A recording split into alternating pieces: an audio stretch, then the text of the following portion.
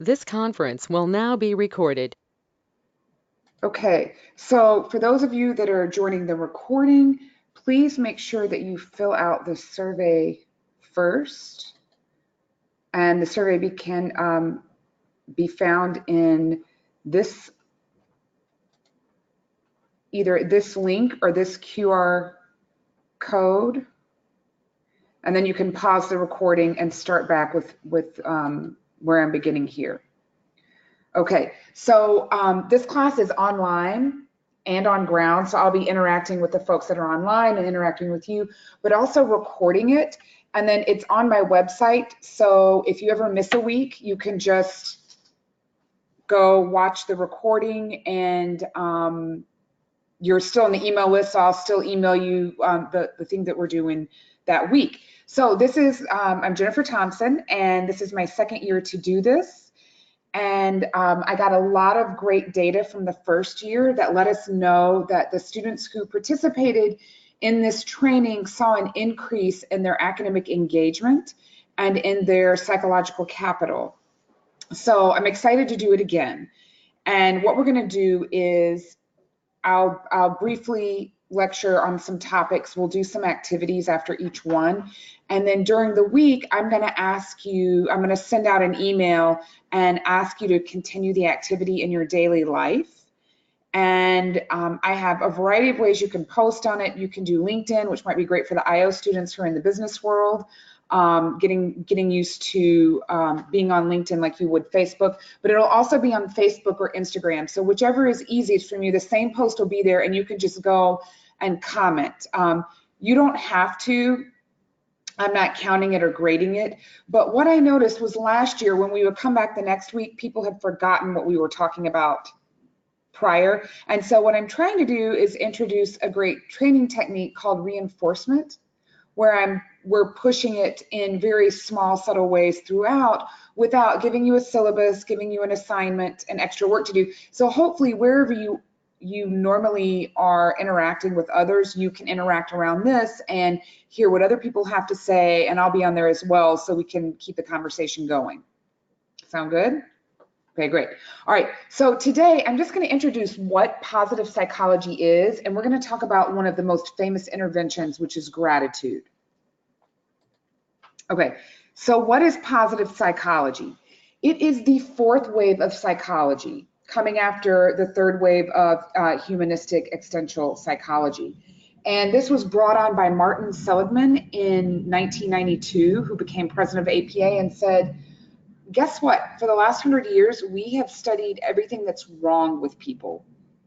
Depression, anxiety, mental illness, and we have failed as psychologists to study what's right with people. And it's often called north of neutral.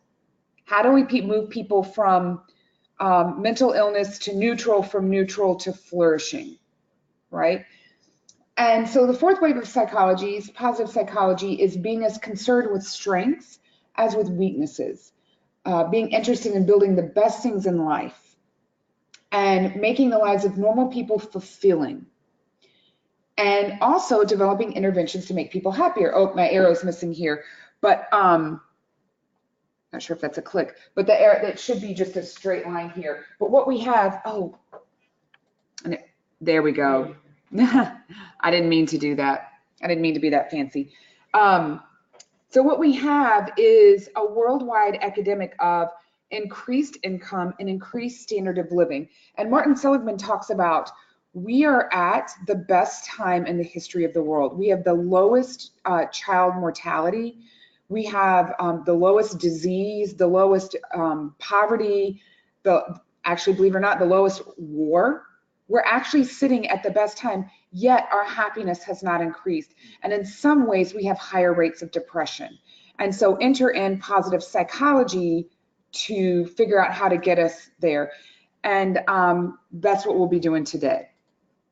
Okay, so Martin Seligman started out with talking about the three lives.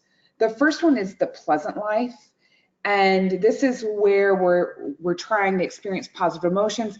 This can be very hedonistic, right? You know, I always think of the rock star, right? wanting just to feel good, feel good, feel good, feel good, doesn't want anything to feel bad. It can be very hedonistic, the pleasant life. However, I'm going to try to convince you today that it's not as bad as we believe it to be. The second thing is called a good life. And this is where we really begin to work on our traits and our strengths and start to build a deep sense of engagement and flow. So we begin to become more purposeful. And then the last and better is the meaningful life, where we start to pursue things that go beyond our self-interest, right? And a lot of people are in psychology for that very reason.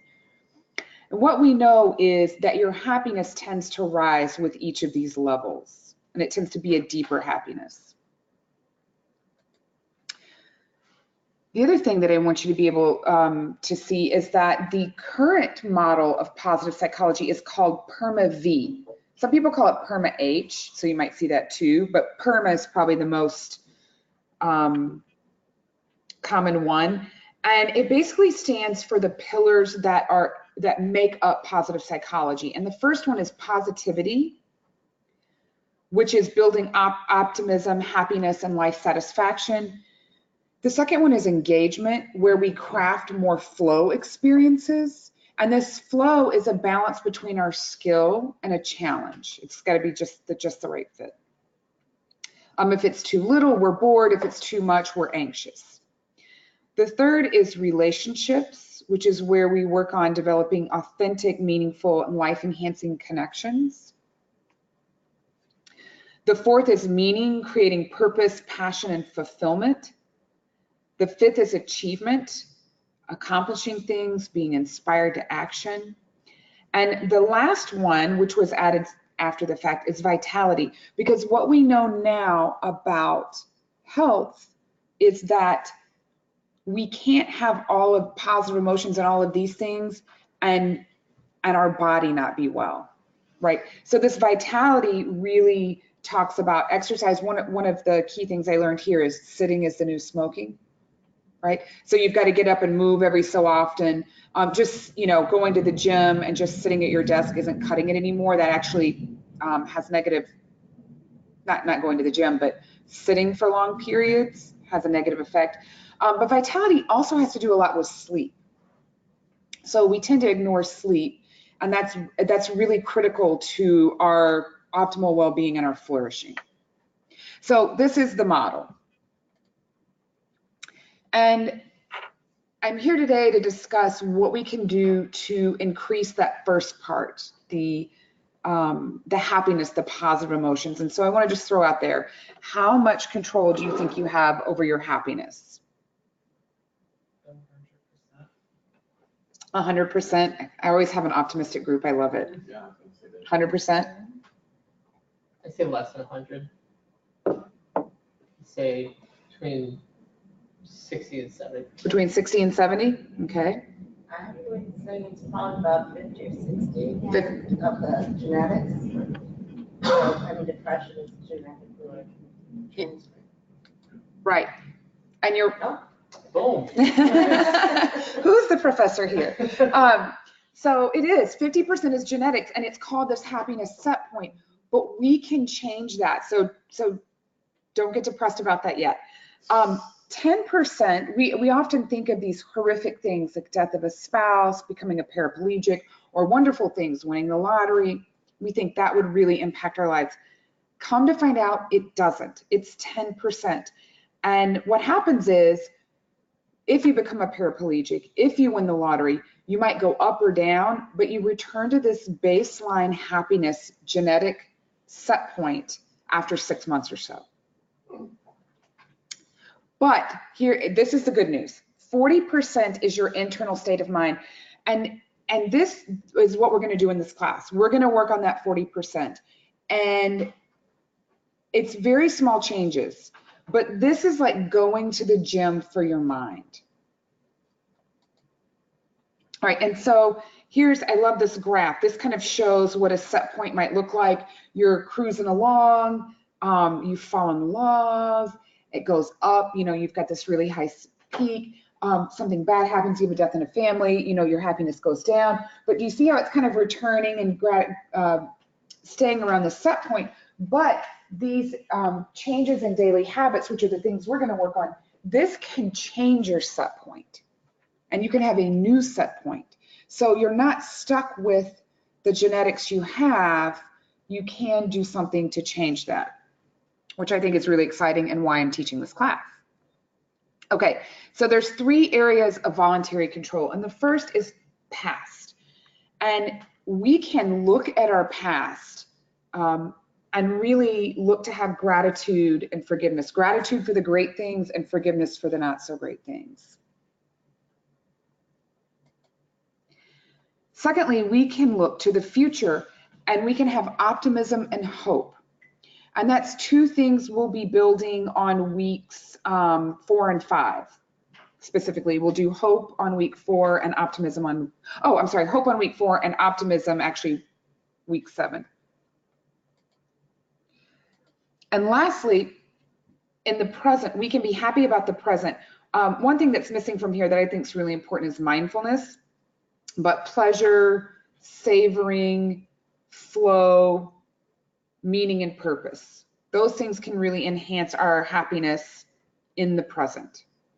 And I've written a couple of blogs on savoring and how important that is, if you're interested in looking that up. So what can you do? There's 12 scientifically researched intentional activities. We know that all of these can improve your happiness set points. We have savoring, developing relationships, gratitude. That's the one we're going to do today, and it's probably the most famous one. Setting goals, learning to cope, displaying kindness, working on being in flow, having optimism, spirituality, taking care of your mind, body, yoga, meditation, forgiveness, and non-comparison. So the second thing on this handout, and I'll show it here too, that bottom QR code and link is to a handbook. So I have a handbook that I used to print out, and it was like 30 pages and pass out to class. But what I'm going to do is just give you this link, and then you can go online and see the book and pick some.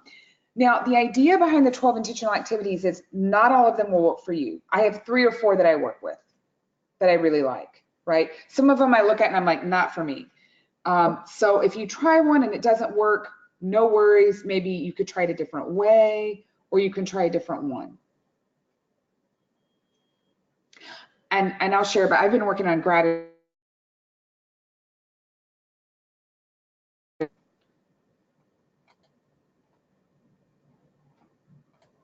Oops.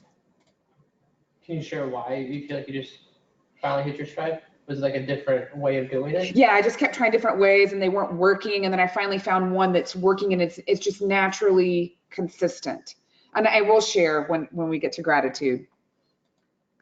Okay, so, but is happiness really important? And I think most everybody in here would agree, but when I'm talking with the business world and corporate America, they really don't agree that it is. And this section is really to really talk about you and work. And this is also what I would tell corporate clients. And that is, there are benefits of more positive emotions at work. And reducing things, you can reduce, people who have more positive emotions have less absenteeism, less turnover. They're less likely to experience burnout, because those positive emotions are a buffer. And they're less likely to quit and be in conflict with other coworkers. And on the positive front, they're more likely to like their jobs, be positively evaluated by supervisors, have better performance and productivity. They're better at managerial positions, because that involves a lot of buffering too. They have more social support. Other people are more likely to give them social support. And most importantly for all of you, more income. People who have more positive emotions have higher income. And here's a very classic study by Seligman and some of his colleagues where they did the 3 good things exercise, which is what we're going to do in a minute. And if you don't believe me, look at this data. From pre-test to out to 6 months, you'll see the depressive symptoms are here in black, and the white is the control group. And you can see depressive symptoms decline. And even at 6 months, it is almost more than twice lower what it was to start with. And similarly here for happiness, you'll see here's pre-test, and they're rising, and it's rising to 6 months. Now, this is a weak activity that probably takes a couple of minutes each day, right? This is better than pharmaceuticals. There's similar research for other intentional activities, right? So these can be very, very powerful. And I think it's really important thinking about what you do for yourself, and then also how you implement this with your clients, whether it's coaching in business or clinical or school. These very easily transferred. Okay, so maybe you don't feel like increasing your positive emotions. Is that a problem? Well, it is, and that is more negative affect, which is anxiety and stress. So, and you can think about it like kind of eating junk food and eating vegetables. Like if you aren't filling up your plate with vegetables and positive emotions, it's easier to eat junk food. It's easier to have these negative emotions.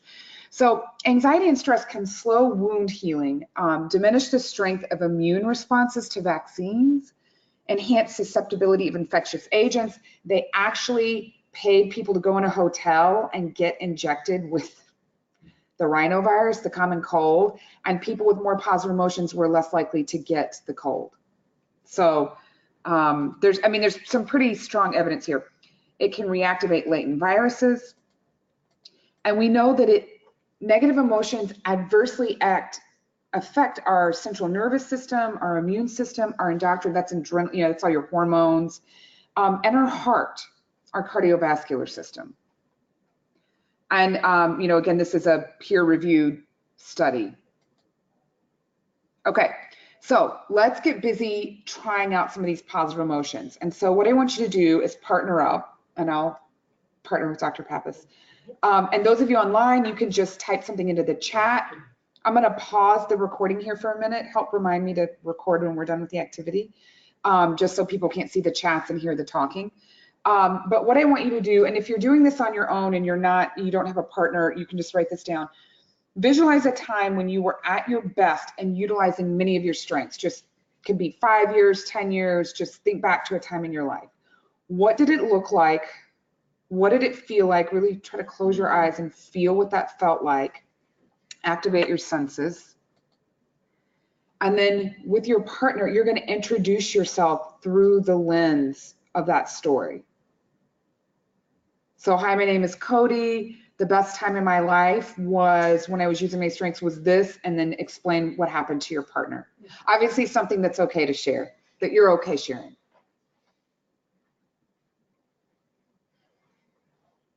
We do that now? Yep, we're gonna do it now. And I'm gonna pause the recording. Okay, And then also you can really think about if there's any strengths you were using that are.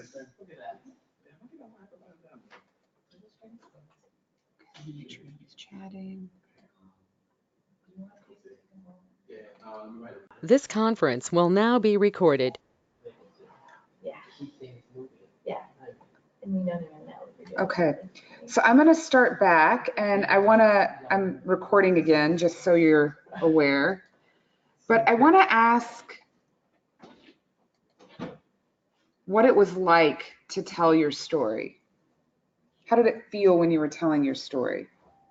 I automatically smiled. But it just listening too, it was like, I don't know, I'm weird like that. So people online just bear with me, but it's almost like you can feel like it, like, you know, if somebody smiles on the phone, you smile too, you can feel it. Mm-hmm. So when you're telling his story, just like the level of like accomplishment, even though the situation seemed to be like, this cannot be happening. Like when he was telling the story, it was just like this thing of like, Like when a little kid is so happy that you're their parent, right? Yeah. That's my mom, and you feel it, and you're like, Yeah. "That's so weird," but okay, and that's how it felt. Like, Well, that was my next question. So you're saying how great it felt to hear the other person, and it's like when you're on the phone with somebody and they're smiling, and you can tell that they're smiling. So it felt good. You were smiling doing it. It felt good listening. Feel proud, like for the other person too, like Mhm. proud when you're telling your story, but when somebody else is telling their story about like being, like feeling this rush of power almost, like but in a good way, like a good power, of like being able to make a change in the world or feeling like you've accomplished something, you kind of have that like that community feeling of it.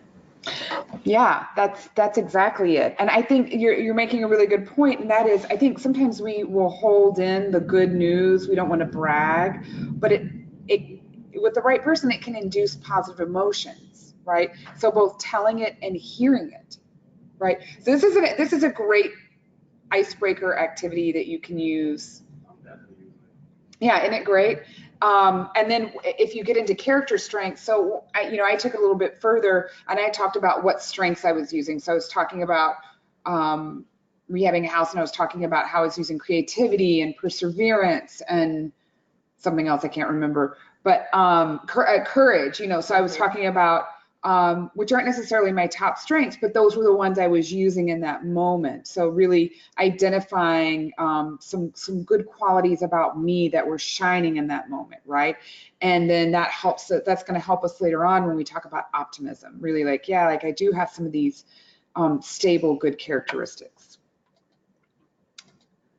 Okay, so the key points to take away from this first part is that happiness is being at peace with your past, looking back, being able to have gratitude or forgiveness, having optimism and hope for your future, and in the present moment, experiencing pleasure and positive emotions. So I want to run you through one of the intentions, and that's gratitude. And we talked about the one experiment so far. So let me just ask, how do you feel when you're grateful? When you're feeling appreciative? Lucky? I'm emotional. So Emotional? I might like shed a tear, but it's more like that's what I do. Like, oh, so. I feel like sharing all the time. Sharing? Yeah. Feel calm. Calm. It's good. Yeah, I feel kind of like a swelling. Yeah, like just being a little bit overwhelmed by like things are good. Yeah. Okay, so what are the benefits from being grateful?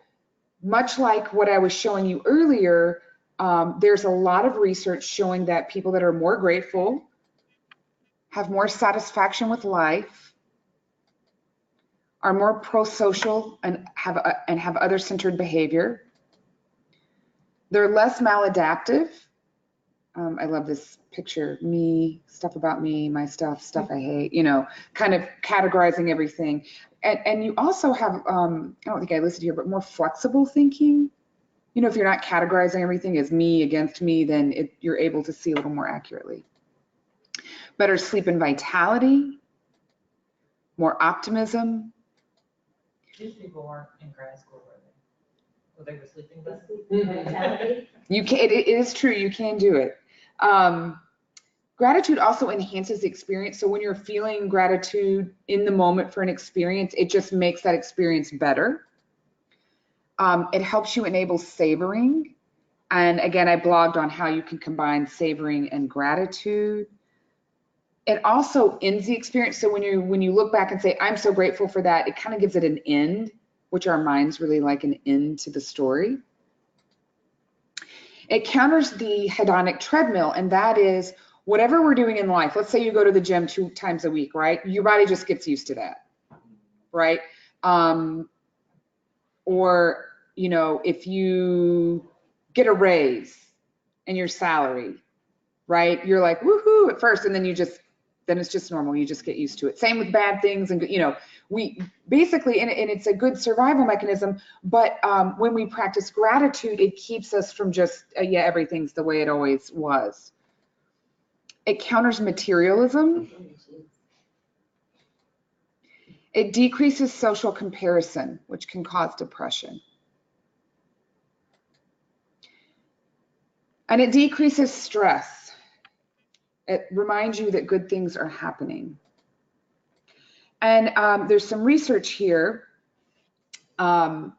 This particular institute has done a lot, but appreciation intervention, gratitude intervention significantly boosts the immune system.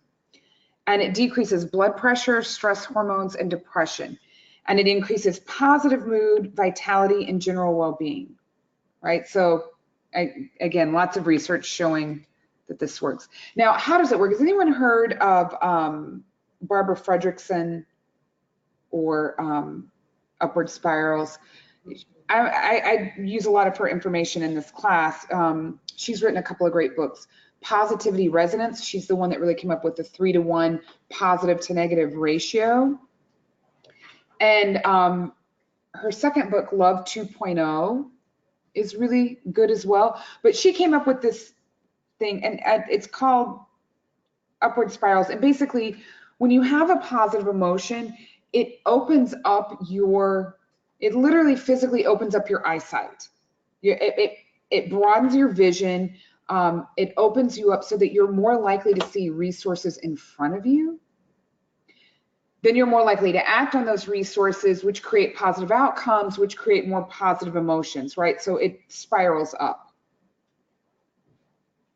And this was really helpful for me to understand, because I always understood the negative spiral, right? Something, you wake up late, you stub your toe, you can't find your keys, the keys are right there in front of you and you cannot see them, right? When you start to experience negative emotions, stress and anxiety, your vision is narrowing. You're literally not helping yourself out, right? So like we can go down, we can also go up. So it's important to think about, for me, whether you're going down or up. And when I find myself going down, I'm like, okay, stop. What's an intervention I could use? Okay, so the next activity, we're going to do the 3 blessings, the 3 good things, 3 blessings. You're going to write down 3 things you're grateful for and why you're grateful, and then share with your partner.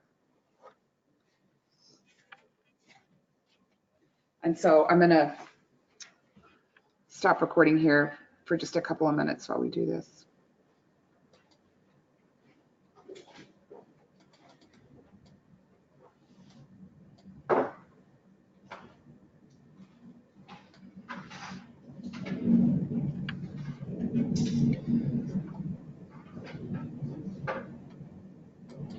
This conference will now be recorded. But it's actually, because like, it's not a good thing. Essentially like Okay, so let me ask, how was that, sharing your 3 good things and Give me 1 second. oh, Give me like, sorry. no, it took me so long. We're waiting just one more second.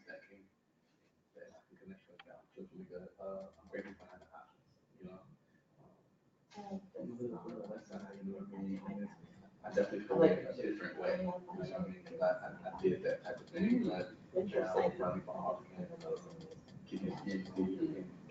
see people eyes like, yo, you got to get big, and they like, I bet this is like, you know what I mean? They like, man, we need to get out, like, you know, like right now, I did take my own schedule.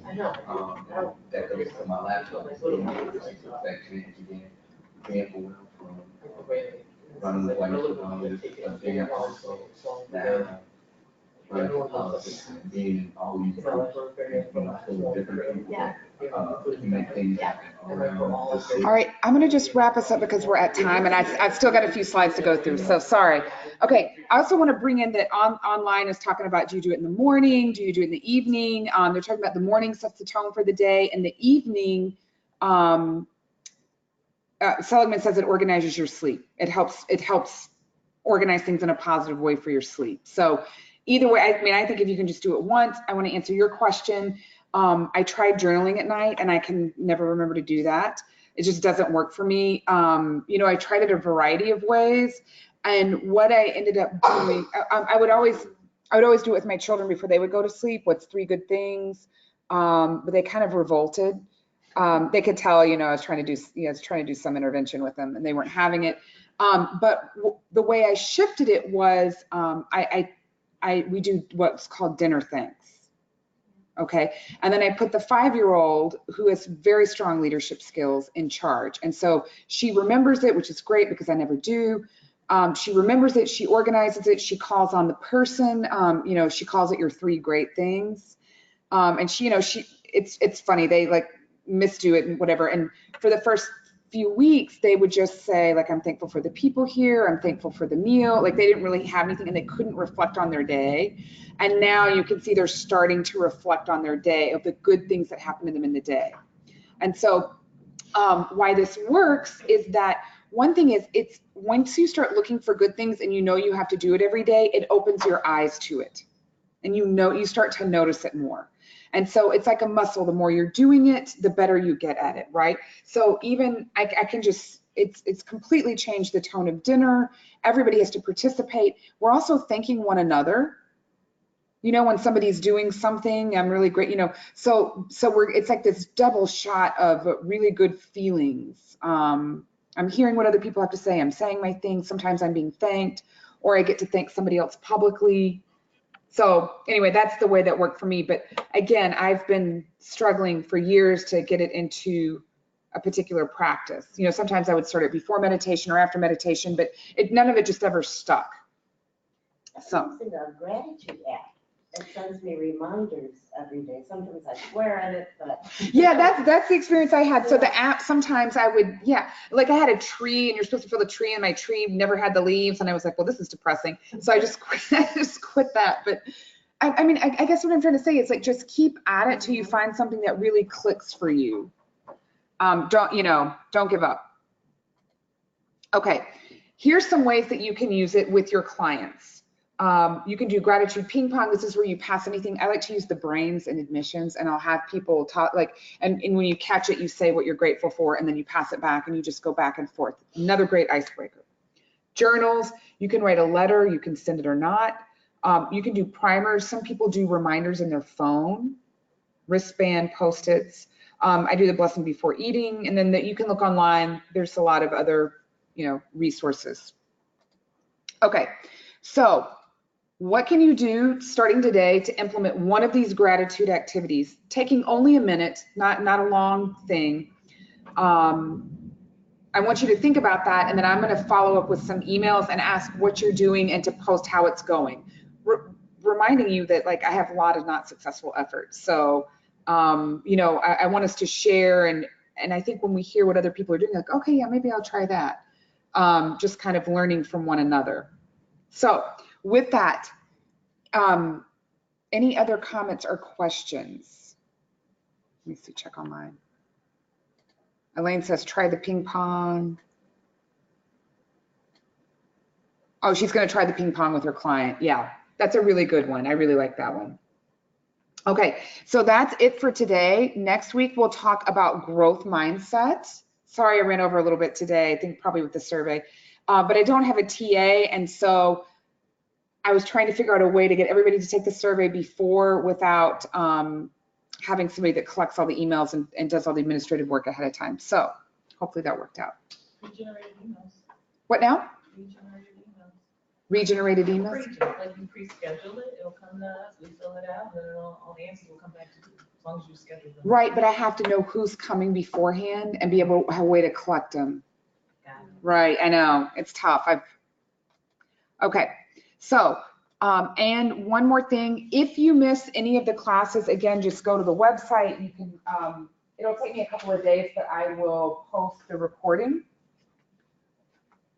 What's Yeah. your PowerPoint? Are those online too, or your website? No, but I can put them there. Please? Yes. I know you use it because I'm definitely going to use these for the children that I teach. So Yes, 100%. yes, and you can feel free to use, just to use these, just make sure you use the sites whenever you're citing any of the research, Okay. but yeah. Okay. All right, well, thank you guys for coming.